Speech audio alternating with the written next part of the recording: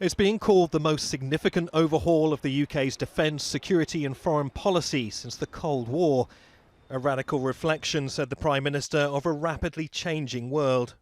The review describes how we will bolster our alliances, strengthen our capabilities, find new ways of reaching solutions and relearn the art of competing against states with opposing values. The UK wants to build deeper trade and security links with India, Japan and Australia.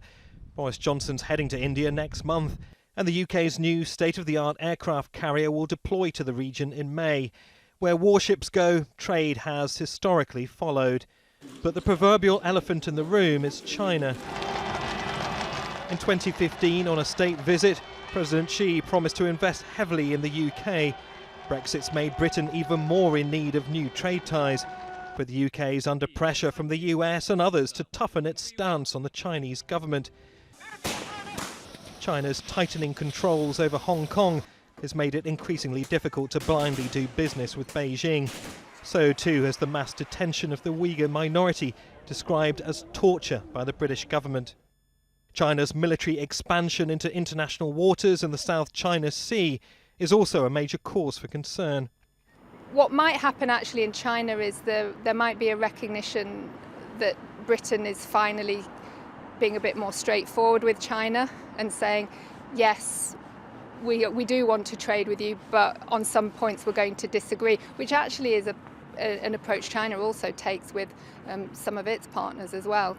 Where the review refers to China as Britain's biggest systemic threat, it views Russia as the country's biggest active threat. In response, a new anti-terrorism centre will be built to counter the risk of chemical and biological attack.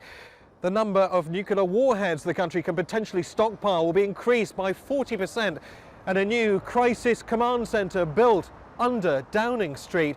But is Britain really up to the task? The COVID-19 pandemic's cost the country eye-watering amounts of money.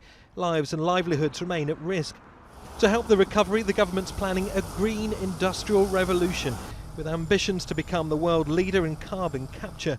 But in the midst of current challenges, it's difficult to see the review as anything but a wish list, part of Britain's Brexit rebrand. The start message from the government is that the old world order is being swept aside. Britain must adapt if it wants to thrive. Neave, Al Jazeera, London.